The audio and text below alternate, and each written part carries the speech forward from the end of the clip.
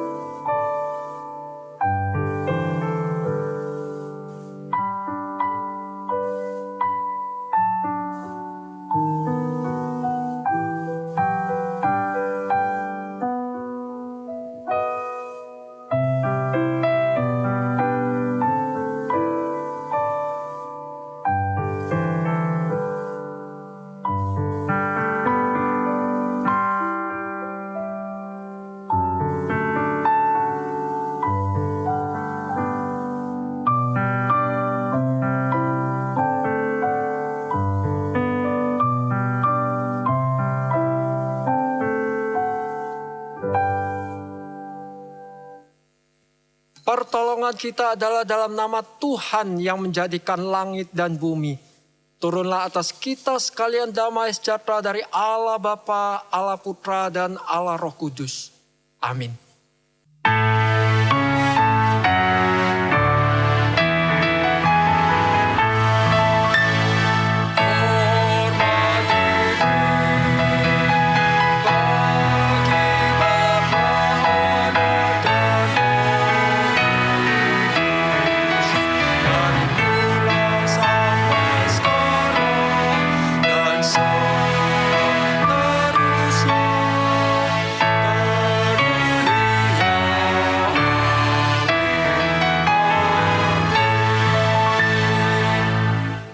Allah yang telah menciptakan kita manusia dan yang telah menebus kita di dalam Kristus Berfirman di dalam Yesaya 43 ayat 1 sampai 3.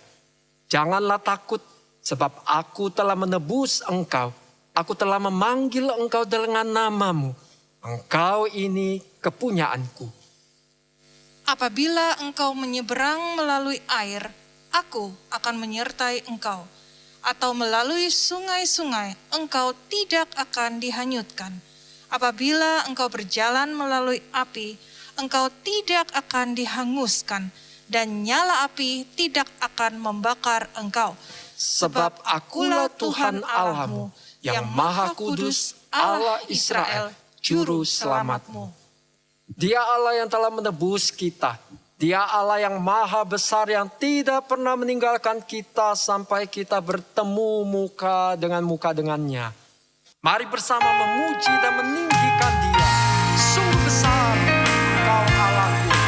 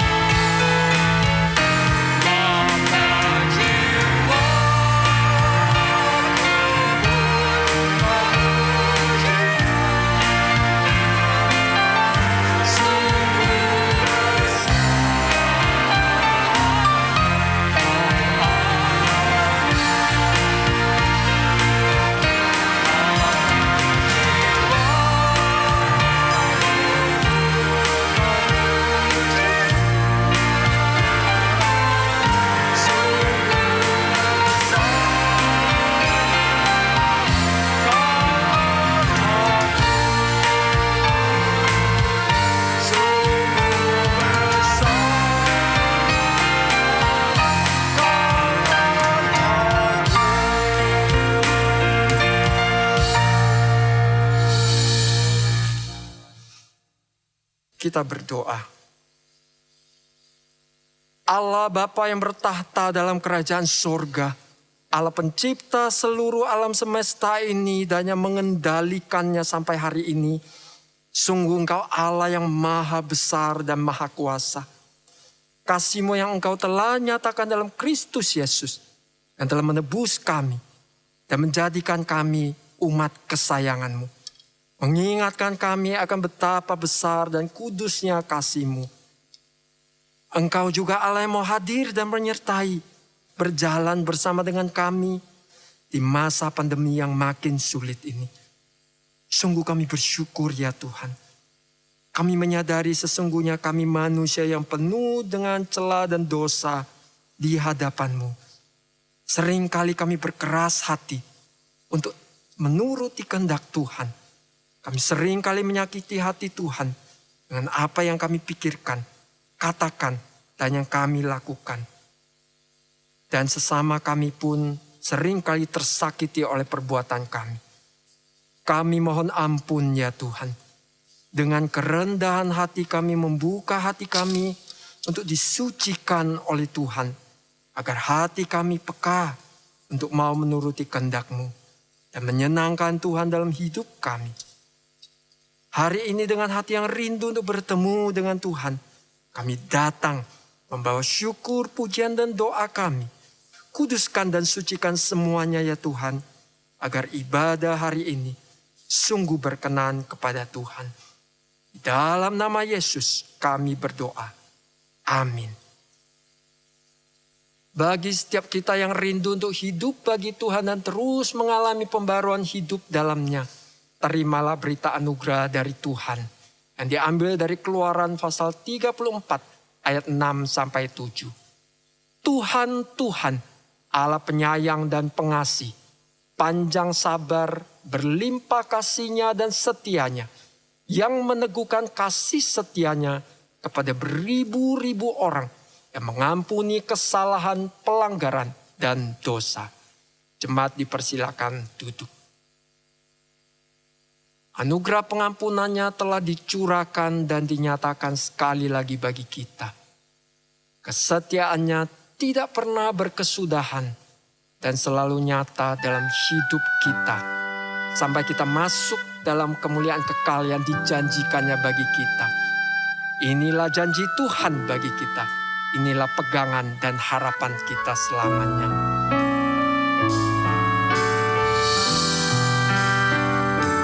Sungguh besar setiamu Tuhan.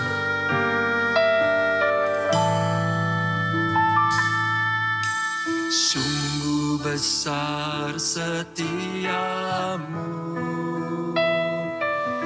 Kau nyatakan bagiku.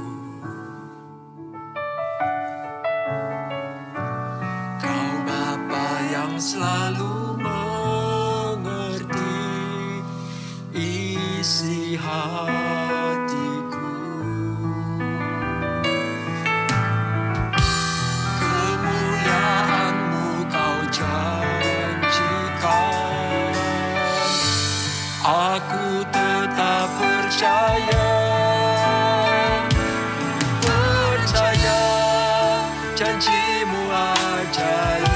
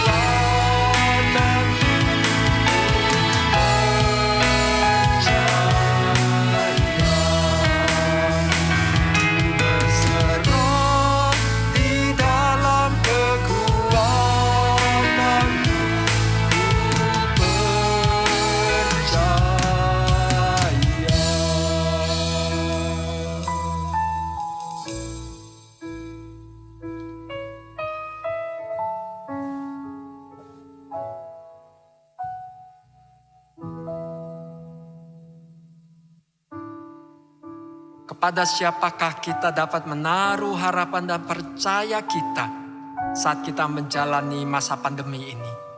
Sungguh hanya kepada Tuhan yang bisa kita andalkan. Mari kita mau datang kepada Tuhan. Kita mau menyerahkan seluruh isi hati dan pergumulan kita. Kita mau katakan, Tuhan, kami percaya.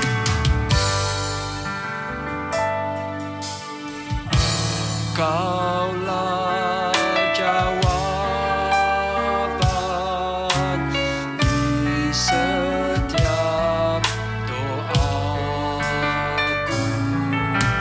Saat ku menyembah, Roh-Mu bekerja. Engkaulah Tuhan jawaban atas doa kami.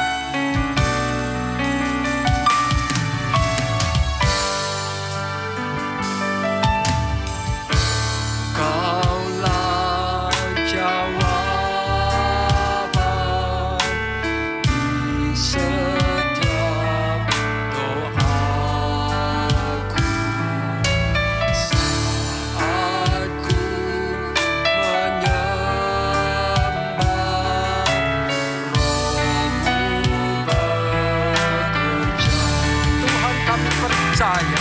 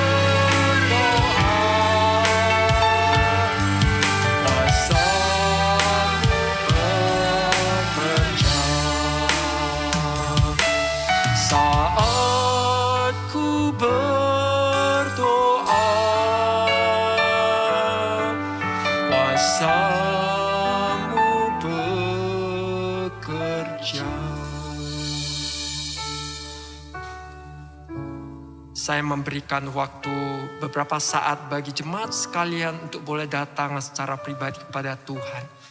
Menyerahkan seluruh pergumulannya kepada Tuhan.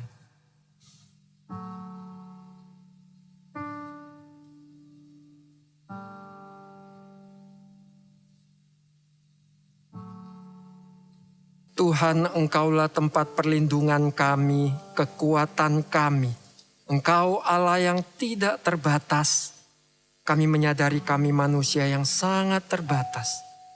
Kami meyakini hanya Engkau yang sanggup menolong kami.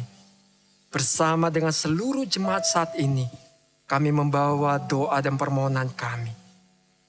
Kami yang berduka karena kehilangan anggota keluarga, sanak saudara, orang-orang yang kami kasihi karena pandemi ini. Sungguh kiranya Allah Roh Kudus, Roh penghibur itu boleh hadir dan menguatkan setiap kami. Kami yang bergumul dengan pekerjaan dan usaha yang kami tidak tahu seperti apa ke depan. Kami mohon pertolongan Tuhan. Tuhan yang buka jalan. Tuhan yang memeliharakan kehidupan kami. Tidak lupa kami serahkan pemerintah kami. Yang sungguh berjuang dengan sekuat tenaga untuk mengatasi pandemi COVID ini. Tuhan lindungi, Tuhan sertai segala usaha yang dilakukan. Vaksinasi yang terus berjalan, termasuk juga vaksin yang dibutuhkan. Kiranya dengan anugerah Tuhan, Tuhan yang mencukupkan.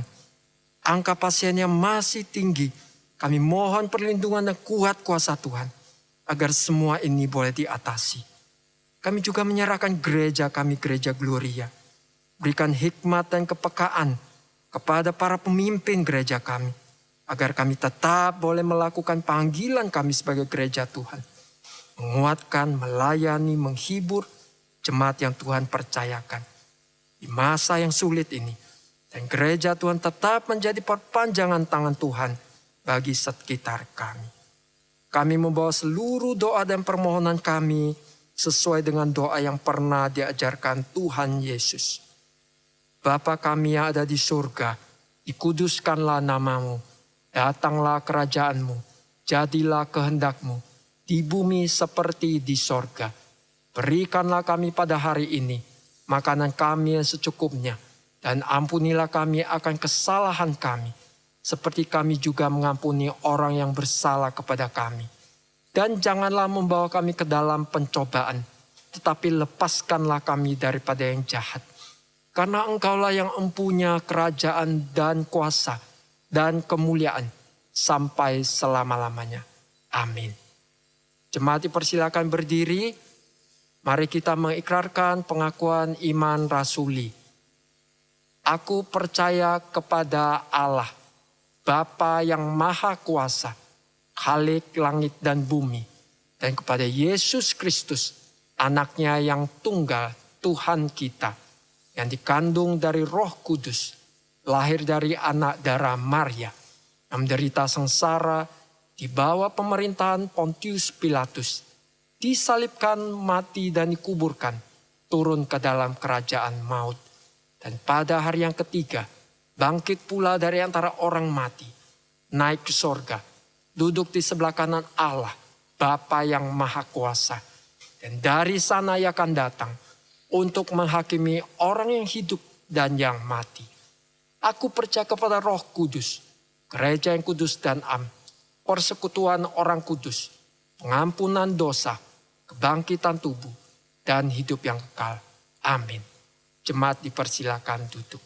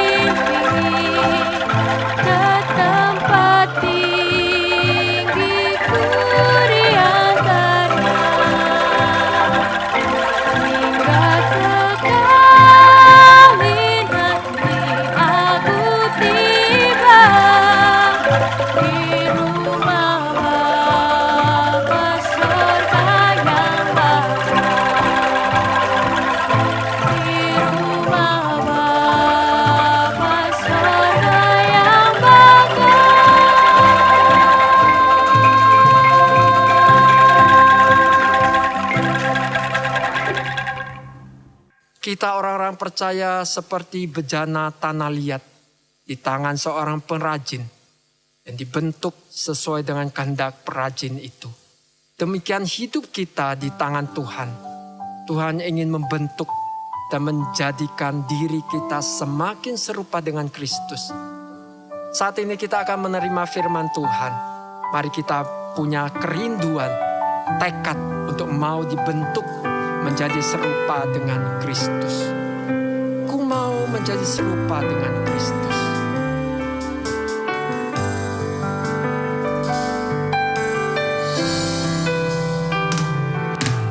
Bagaikan bejana siap dibentuk, demikian hidupku di tanganmu.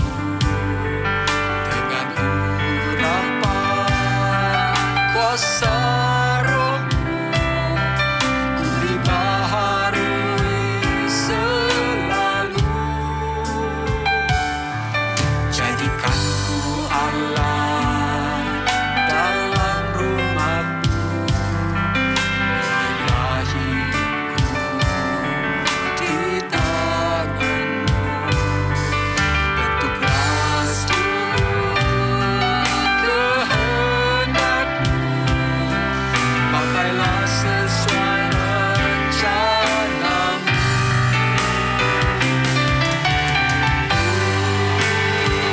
Mau seperti-Mu, Yesus,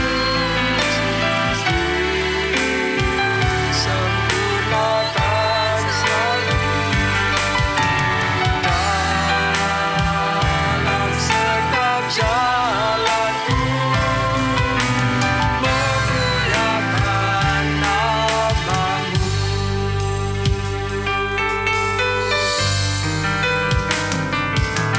Jadikan ku Allah dalam rumah-Mu, inilah hidupku di tangan-Mu. Bentuklah seluruh kehendak-Mu, pakailah sesuai rencana-Mu.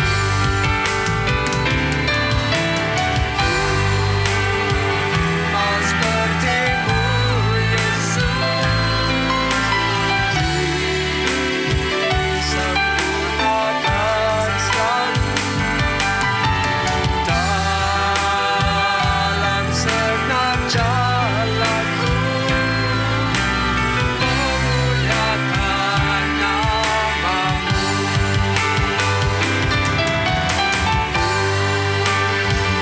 Mau seperti-Mu, Yesus,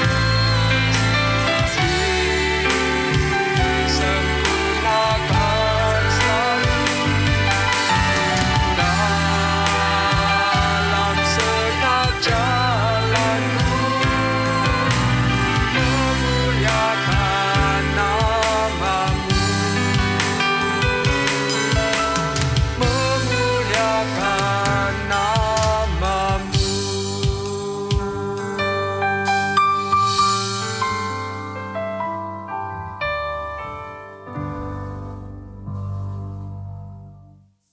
Shalom, jemaat yang dikasihi Tuhan. Puji syukur kepada Tuhan yang telah memberikan anugerah kepada saya untuk boleh menyapa saudara sekalian pada kesempatan ini dan menyampaikan firman Tuhan.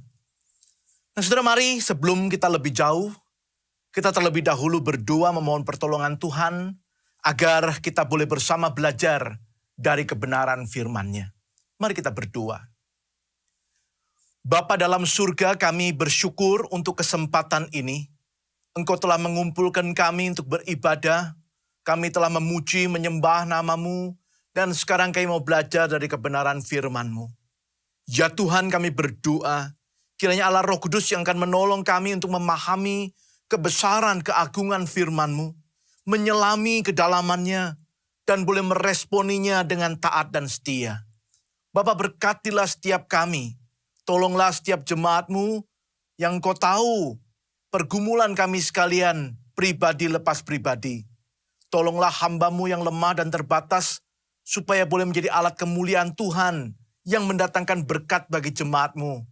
Juga pakailah alat-alat telekomunikasi ini ya Tuhan, untuk sungguh boleh berjalan dengan lancar, sehingga kami boleh bersama belajar dengan baik kebenaran firman Tuhan. Demikian kami berdoa di dalam nama Tuhan Yesus Kristus, Juru Selamat kami yang hidup. Amin. Saudara, tema yang diberikan gereja untuk kita bersama renungkan hari ini adalah takabur, jangan. Dengan bacaan yang terambil dari kitab 2 Samuel pasal yang ke-24, ayat yang pertama sampai yang ke-14. 2 Samuel 24, ayat pertama sampai 14. Karena pertimbangan waktu saya akan bacakan bagi saudara sekalian ayat yang pertama sampai ayat yang keempat. Kemudian saya lanjutkan di ayat yang ke-8 sampai 14. Demikian firman Tuhan. Bangkitlah pula murka Tuhan terhadap orang Israel. Ia menghasut Daud melawan mereka firman-Nya. Pergilah, hitunglah orang Israel dan orang Yehuda. Lalu berkatalah raja kepada Yoab dan para panglima tentara yang bersama-sama dengan dia. Jelajahilah segenap suku Israel dari Dan sampai Beersheba. Adakanlah pendaftaran di antara rakyat supaya aku tahu jumlah mereka. Lalu berkatalah Yoab kepada raja, kiranya Tuhan Allahmu menambahi rakyat 100 kali lipat daripada yang ada sekarang, dan semoga mata tuanku raja sendiri melihatnya. Tetapi mengapa tuanku raja menghendaki hal ini? Namun titah raja itu terpaksa diikuti oleh Yoab dan oleh para panglima tentara. Maka pergilah Yoab dan panglima-panglima tentara itu atas perintah raja untuk mengadakan pendaftaran di antara bangsa Israel. Ayat yang ke-8. Setelah mereka menjelajah seluruh negeri itu, sampailah mereka kembali ke Yerusalem setelah lewat 9 bulan dan 20 hari. Lalu Yoab memberitahukan kepada raja hasil pendaftaran rakyat. Orang Israel ada 800.000 orang perangnya yang dapat memegang pedang, dan orang Yehuda ada 500.000. Tetapi berdebar-debarlah hati Daud setelah ia menghitung rakyat. Lalu berkatalah Daud kepada Tuhan, aku telah sangat berdosa karena melakukan hal ini. Maka sekarang Tuhan, jauhkanlah kiranya kesalahan hamba-Mu, sebab perbuatanku itu sangat bodoh. Setelah Daud bangun daripada waktu pagi, datanglah firman Tuhan kepada Nabi Gad, penglihat Daud, demikian. Pergilah, katakanlah kepada Daud, beginilah firman Tuhan. 3 perkara kuhadapkan kepadamu, pilihlah salah satu daripadanya, maka aku akan melakukannya kepadamu. Kemudian datanglah Gad kepada Daud, memberitahukan kepadanya dengan berkata kepadanya, akan datangkah menimpa engkau 3 tahun kelaparan di negerimu? Atau maukah engkau melarikan diri 3 bulan lamanya dari hadapan lawanmu, sedang mereka itu mengejar engkau? Atau akan adakah 3 hari penyakit sampar di negerimu? Maka sekarang pikirkanlah dan timbanglah. Jawab, apa yang harus kusampaikan kepada yang mengutus aku? Ayat 14. Lalu berkatalah Daud kepada Gad, sangat susah hatiku. Biarlah kiranya kita jatuh ke dalam tangan Tuhan, sebab besar kasih sayangnya. Tetapi janganlah aku jatuh ke dalam tangan manusia. Demikian jauh pembacaan firman Tuhan. Saudara sekalian yang kasih Tuhan, bagi saudara yang memiliki anak, apalagi yang anaknya masih kecil, tentu tidak asing dengan sikap anak-anak yang sering merasa diri bisa, merasa diri hebat, merasa diri pandai, sehingga mereka tidak mau diatur, tidak mau dibantu, nekat saja terus melakukan apa yang mereka inginkan itu. Saudara, sikap yang demikian ketika dilakukan oleh anak-anak, kadang bisa membuat kita rasa gregetan, bahkan mungkin jengkel. Sebagai orang yang lebih besar, apalagi orang tuanya, kita tahu persis mereka sebenarnya memang belum bisa melakukannya. Mereka belum mampu, mereka perlu dibantu. Namun mereka menolak ketika mau dibantu. Tapi itulah anak-anak. Mereka masih kecil. Belum tahu banyak dan belum banyak pengalaman. Itu sebabnya ketika baru bisa sedikit saja sudah merasa luar biasa. Merasa seperti segala sesuatu dia sudah bisa lakukan sendiri. Dan kita maklum akan hal itu karena mereka memang adalah anak-anak. Namun saudaraku, bayangkan kalau sikap yang sama ditunjukkan oleh seorang dewasa. Dan realita kehidupan memang menunjukkan ada orang-orang dewasa yang juga bisa merasa diri hebat, merasa diri luar biasa, sehingga menjadi angkuh dan sombong. Saudara, prestasi atau pencapaian hidup seringkali membuai mereka merasa diri serba bisa, tahu segalanya, bahkan sepertinya maha kuasa. Itu sebabnya saudaraku dalam bahasa Mandarin ada istilah bu zhi liang li. Istilah ini menggambarkan orang yang seperti itu. Orang yang gak sadar keterbatasan dirinya. Sehingga sembrono dalam mengambil keputusan atau bertindak. Saudara, sikap seperti ini bukan hanya menjengkelkan, tetapi juga sangat berbahaya. Jelas manusia pada dasarnya terbatas. Tidak semua bisa dilakukannya dengan kekuatan sendiri. Kalau sampai manusia tidak menyadari hal ini, tentu sangat berbahaya. Bahkan bisa membahayakan orang lain, termasuk mereka yang dikasihinya. Saudara, gambaran sikap seperti ini jugalah yang tergambar dalam istilah tema kita hari ini. Takabur. Kamus Besar Bahasa Indonesia mendefinisikan kata itu merasa diri mulia, hebat, pandai. Padanannya adalah kata angkuh atau sombong. Dan sikap ini juga, saudaraku, bisa sedikit menggambarkan apa yang dikisahkan tentang Raja Daud dalam perikop kita hari ini. Saudara, perikop ini mencatat peristiwa ketika Raja Daud memerintahkan penghitungan atas rakyatnya. Atau dalam terjemahan lain bisa juga diterjemahkan atas pasukannya, tentaranya.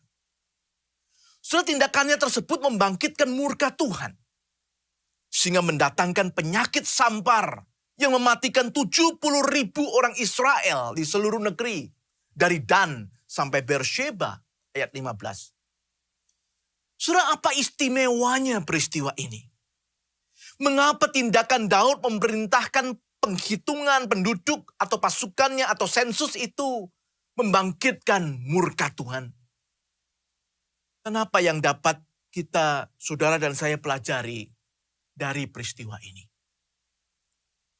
Saudara, di ayat yang pertama dikatakan bahwa Tuhan menghasut Daud untuk melakukan penghitungan tersebut. Kalimat ini bisa membuat bingung beberapa orang. Namun kalau kita bandingkan dengan catatan di 1 Tawarikh pasal yang ke-21, yang mencatat peristiwa yang sama, kita diberitahu bahwa yang menghasut sebenarnya adalah iblis, atau dalam bahasa aslinya disebut setan, tanpa kata sandang, saudaraku, yang juga berarti si pendakwah. Saudara, dengan membandingkan kedua catatan itu, kita bisa menduga bahwa sebenarnya ada oknum yang menghasut Daud. Daud adalah raja yang tentu mewakili seluruh rakyatnya. Oknum inilah yang disebut si pendakwah itu. Karena istilah setan yang dipakai tidak ada kata sandangnya, saudaraku. Seperti yang ada di dalam misalnya kitab Ayub. Jadi di sini bisa diartikan dia itu adalah oknum. Kan mungkin adalah manusia juga. Tapi tentu saja hasutan dari oknum ini, saudaraku, tidak akan terjadi tanpa seizin Tuhan. Serupanya Tuhan sedang memperhatikan sikap hidup umatnya berikut Daud rajanya. Dan mengizinkan munculnya oknum penghasut yang kemudian diresponi oleh Daud dengan memerintahkan tindakan sensus itu. Tentu saja, saudaraku, respon itu bukan satu-satunya hal yang sebenarnya bisa dilakukan Daud dalam situasi itu.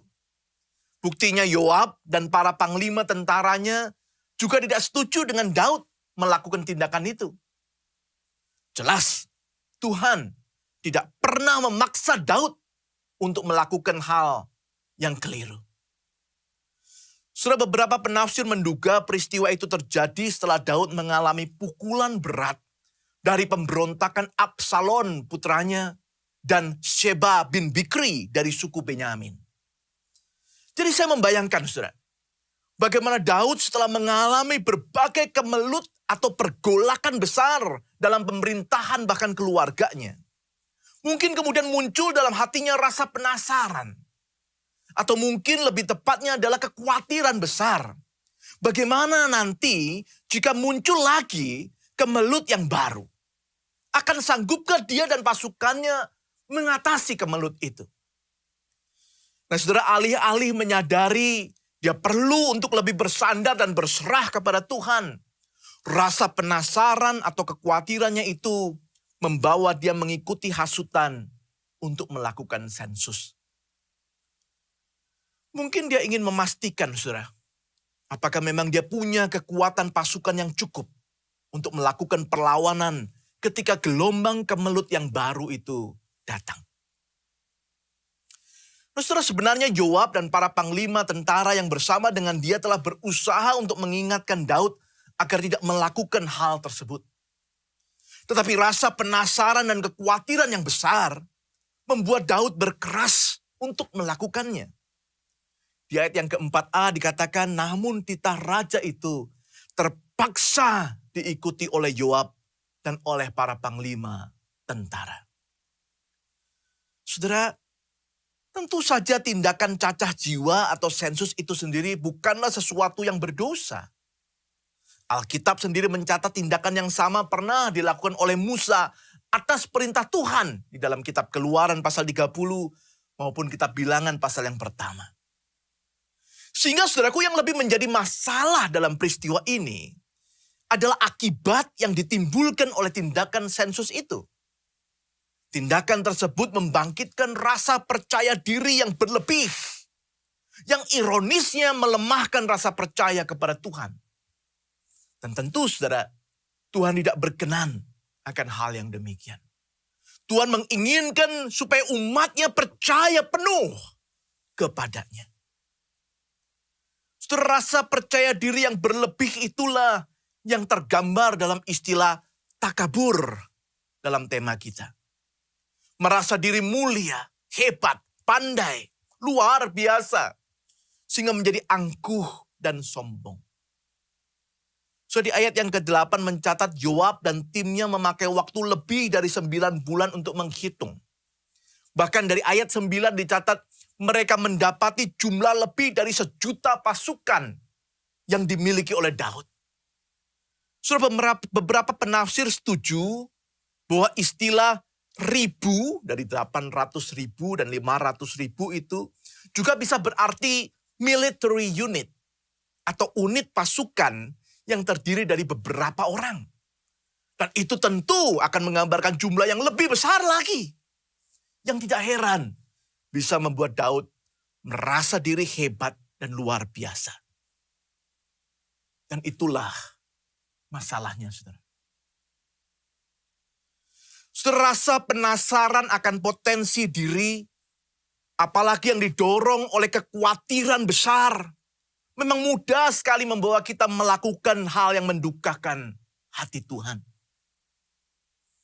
Saudara, bahkan kita ingat ketika manusia pertama Adam dan Hawa jatuh ke dalam dosa, hasutan iblis kepada Hawa mengatakan, Allah mengetahui bahwa pada waktu kamu memakannya matamu akan terbuka dan kamu akan menjadi seperti Allah, tahu tentang yang baik dan yang jahat. Wow! Saya membayangkan saudaraku, Hawa berpikir ternyata aku bisa menjadi seperti Allah. Selama itu mereka selalu bergantung pada Allah. Apa jadinya kalau suatu hari mereka tidak bisa lagi bergantung sama Allah? Ada kekhawatiran di sana.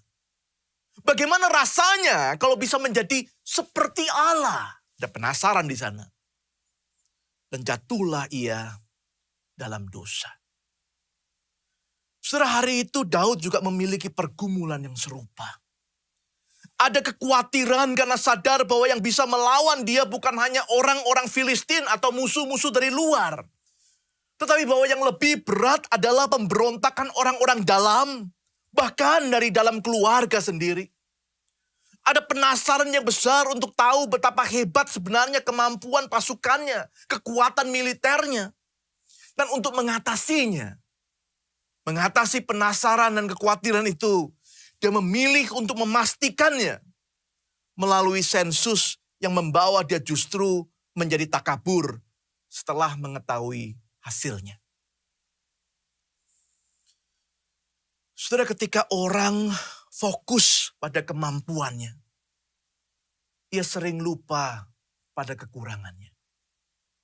Ketika orang fokus pada kekuatannya, ia sering lupa akan kelemahannya. Ketika orang fokus pada kehebatannya, ia sering lupa pada keterbatasannya. Ketika orang fokus pada apa yang dimilikinya, ia sering lupa pada hal lebih berharga yang tanpa sadar telah dilepaskannya. Pemazmur di dalam Mazmur 127 ayat pertama mengatakan, "Jikalau bukan Tuhan yang membangun rumah, sia-sialah usaha orang yang membangunnya. Jikalau bukan Tuhan yang mengawal kota, sia-sialah pengawal berjaga-jaga." Saudara, sia-sialah Daud memiliki ratusan ribu pasukan jikalau ia kehilangan kebergantungannya pada Tuhan. Sia-sialah mungkin orang memiliki begitu banyak harta, bisa membangun rumah, tetapi tidak mengandalkan Tuhan. Sia-sialah pasukan yang banyak menjaga kota, melindungi kota, tetapi tidak mengandalkan Tuhan. Saudara, Tuhan Yesus sendiri mengingatkan di dalam Injil Matius pasal yang ke-16 ayat yang ke-26. Apa gunanya seorang memperoleh seluruh dunia, tetapi kehilangan nyawanya? Dan apakah yang dapat diberikannya sebagai ganti nyawanya? Apa gunanya Daud memiliki begitu banyak pasukan, bahkan seisi dunia sekalipun, jikalau ia kehilangan percayanya kepada Tuhan? Apalah gunanya kita memiliki segalanya, jikalau kita kehilangan kesempatan kita untuk percaya kepada Tuhan, dan kita menjadi binasa. Saudara, hati-hatilah. Kita, saudara dan saya, juga bisa terjebak pada masalah yang sama. Saudara, hari ini kita diperhadapkan pada krisis pandemi COVID-19 yang berkepanjangan, saudara. Bagaimanakah respon kita sebagai anak-anak Tuhan hidup di tengah kesulitan ini? Saudara, pada waktu awal COVID tahun yang lalu, pandemi ini mungkin telah menyadarkan banyak orang akan betapa rapuhnya manusia. Ternyata segala rencana yang telah dengan yakin kita rancang harus berantakan begitu pandemi terjadi. Ternyata negara sebesar dan sekuat apapun tidak ada yang kebal terhadap bencana yang mengerikan ini. Ternyata manusia itu rapuh dan mudah tumbang hanya karena serangan virus yang begitu kecil namun mematikan. Pada waktu itu, mungkin sebagian orang tersadar dan bersandar kepada Tuhan. Kita sadar begitu rapuh dan rentannya kita. Kita sadar kita butuh Tuhan. Itu sebabnya kita berseru memohon pengampunan dan pertolongan Tuhan. Tetapi seiring dengan berjalannya waktu, seiring dengan mulai terbiasanya kita dengan new normal, seiring dengan mulai didistribusikannya vaksin dan kita pun telah menerimanya, seiring dengan keadaan yang seakan-akan membaik, mungkin kemudian sebagian dari kita mulai lupa dan kembali tersentak ketika gelombang yang baru datang dengan serangan yang lebih hebat itu. Betapa bahayanya ketika manusia itu menjadi takabur dan melupakan bahkan meminggirkan Tuhan ketika Tuhan hanya menjadi semacam pelengkap kehidupan dan bukan lagi yang utama. Kita begitu bersyukur ketika di awal pandemi kita boleh memiliki sarana online yang membantu kita untuk tetap boleh beribadah sekalipun tidak memungkinkan untuk berkumpul di gereja. Tetapi seiring berjalannya waktu kita pun menjadi terlalu terbiasa dengan ibadah di rumah saja atau di tempat favorit kita dan tidak lagi merindukan persekutuan ibadah di rumah Tuhan. Kita lebih mengutamakan kenyamanan kita daripada pembentukan kerohanian kita untuk bertumbuh semakin serupa Kristus. Saudara, saya sering sedih ketika melihat ada orang-orang yang lebih sibuk merencanakan makan-makan dan berlibur pada waktu keadaan sudah sedikit membaik, daripada dengan serius memikirkan cara bagaimana kita bisa kembali beribadah dengan tetap memperhatikan protokol kesehatan yang bertanggung jawab. Atau saudara, contoh yang lain, takabur itu bisa juga ketika mungkin saat ini, di tengah kesulitan yang sangat serius dan besar ini, kita terlalu dikuasai oleh kekhawatiran dan ketakutan kita. Sehingga kita hanya sibuk bahkan panik memikirkan dan mencari berbagai cara untuk terhindar dari penyakit ini. Sampai-sampai kita lupa untuk sungguh-sungguh bersandar kepada Tuhan.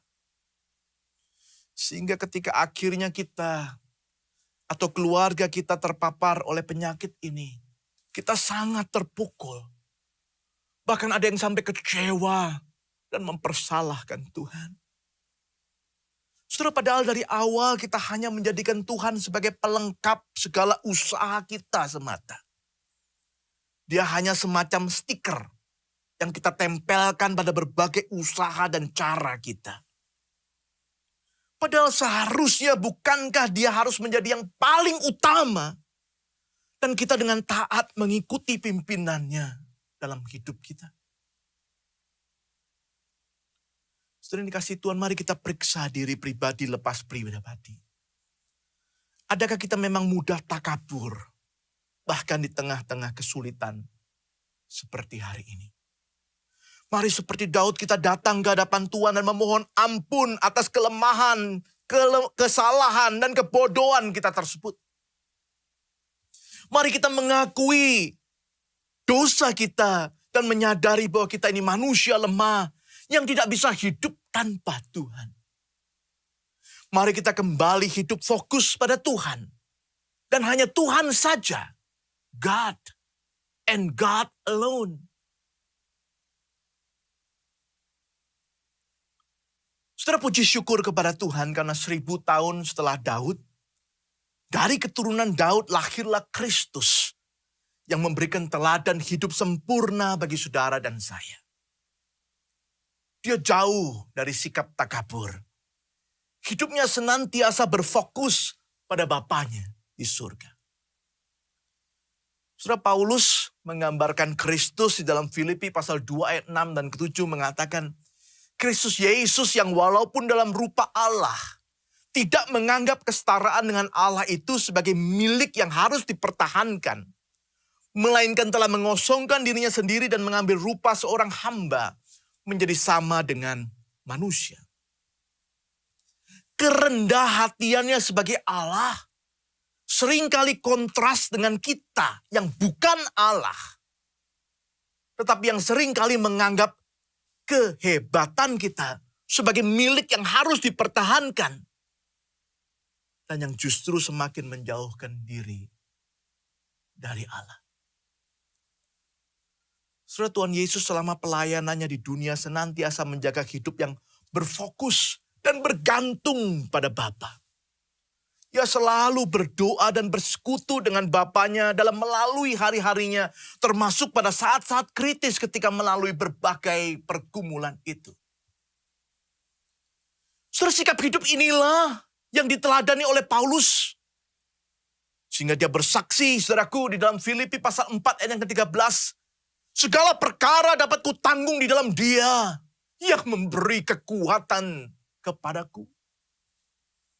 Di dalam 1 Korintus pasal yang ke-15 ayat yang ke-10, Paulus juga mengakui, tetapi karena kasih karunia Allah, aku adalah sebagaimana aku ada sekarang.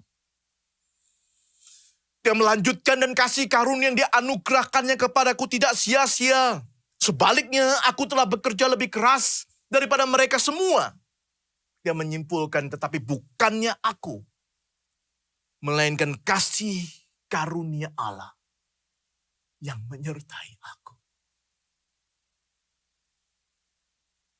Jemaat yang dikasihi Tuhan, di tengah-tengah kesulitan hidup, di tengah-tengah krisis pandemi COVID-19 yang berkepanjangan ini, kiranya kasih karunia Allah yang melampaui segala akal itu juga boleh menyertai saudara dan saya untuk melanjutkan perjalanan hidup kita melalui hari-hari yang sulit ini. Kiranya kita sekalian jauh dari sikap takabur, melainkan selalu sadar bahwa kita tidak bisa hidup tanpa Tuhan. Kita perlu Dia untuk memimpin kita, menopang kita, dan membentuk kita. Sehingga apapun yang terjadi selalu membuat kita dekat dengan Dia. Bertumbuh semakin serupa Kristus dan menyenangkan Dia seumur hidup kita. Kiranya Tuhan juga berbelas kasihan kepada bangsa dan negara ini. Mengampuni dosa-dosa bangsa ini. Dan menolong pemerintah, segenap rakyat untuk melalui bencana ini di dalam kasih karunia Tuhan. Amin. Mari kita berdoa, saudara. Bapa dalam surga, ampuni kami. Ampuni kalau selama ini kemudahan-kemudahan, pencapaian-pencapaian, berkat-berkat Tuhan, justru seringkali ya Tuhan, membuat kami lupa bahwa kami sebenarnya orang yang lemah dan hanya menerima semua itu karena anugerah. Ampuni kami kalau kami takabur dan menganggap kami kuat, kami mampu, kami bisa. Ampuni kami ya Tuhan, kalau karena kelancaran, perkembangan yang baik membuat kami lupa akan Engkau. Tuhan, kami mohon supaya kami boleh diberikan hati yang baru. Hati yang sungguh menyadari keterbatasan diri dan mengagungkan kuasa kemuliaan Tuhan. Sehingga kami hidup selalu bergantung kepadamu. Berkatilah kami sekalian. Berbelas kasihanlah kepada kami. Biarlah kami sungguh-sungguh dengan bergantung padamu, boleh melalui masa-masa sulit ini, dan nama Tuhan dimuliakan. Terima kasih Tuhan. Berkati gerejamu, berkati jemaatmu. Demikian kami berdua di dalam nama Tuhan Yesus Kristus, Tuhan dan Juru Selamat kami yang hidup. Amin. Kiranya Tuhan memberkati saudara sekalian. Apapun yang kita miliki asalnya dari Tuhan. Kiranya seluruhnya boleh kita persembahkan untuk kemuliaan Tuhan. Saat ini kita mau membawa persembahan kita. Jemaat bisa memberikan persembahan dengan cara scan QRIS atau transfer ke rekening gereja yang tertera berikut ini. Mari membawa persembahan kita dengan hati yang penuh ucapan syukur.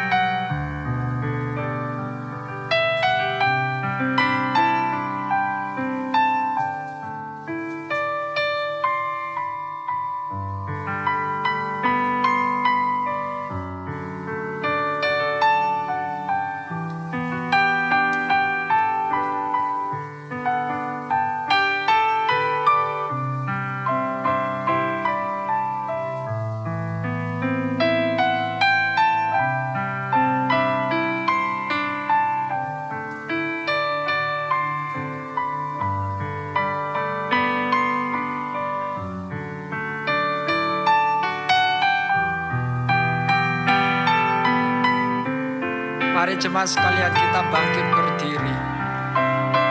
Kita membawa persembahan kita naikkan pujian ini. Ku tak dapat lupakan kebaikan Tuhan.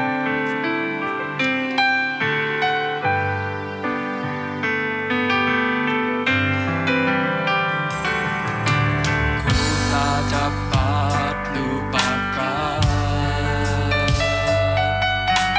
kebaikan yang ku terima. Pengorbanan-Mu yang mulia jadikan ku berharga. Kau tulus menerima aku apa adanya. Kekuatan kasih-Mu nyata memulihkan hidupku. Kau bukan Tuhan yang melihat rupa.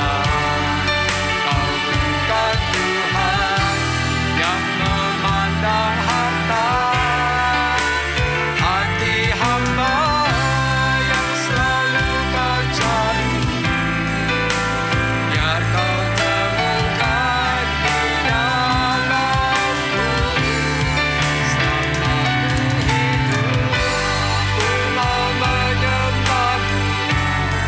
Sebab Engkau sangat berarti bagiku. Yang terbaik yang ada padaku, ku persembahkan kepadamu, Yesusku.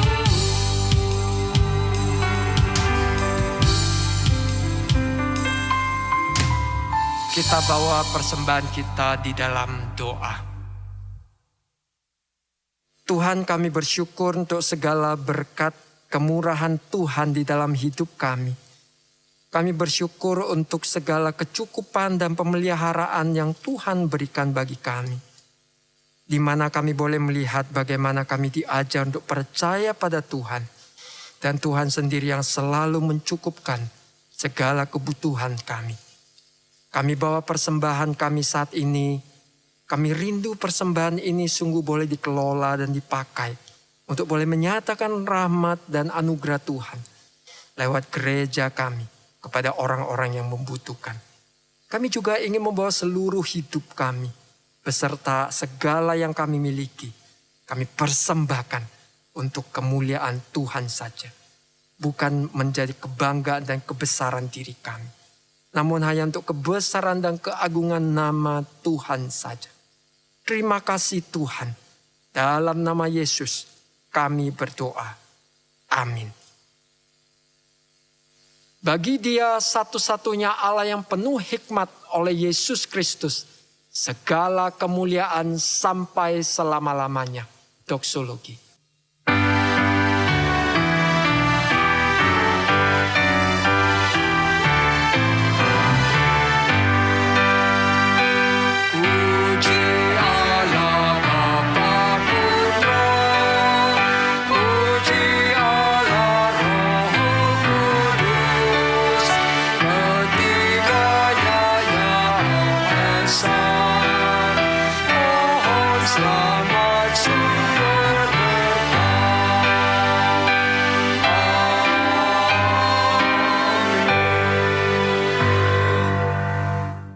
Bapak Ibu yang dikasihi oleh Tuhan, mari arahkanlah hatimu kepada Kristus dan terimalah berkat daripada Tuhan. Semoga Allah sumber pengharapan memenuhi kamu dengan segala sukacita dan damai sejahtera dalam imanmu kepada Yesus Kristus Tuhan.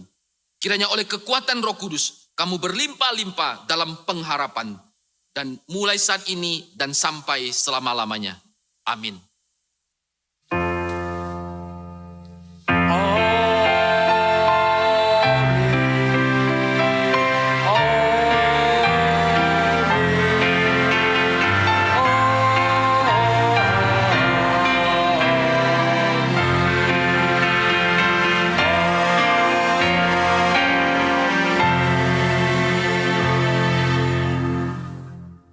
Ibadah kita sampai di sini, jemaat dipersilakan duduk.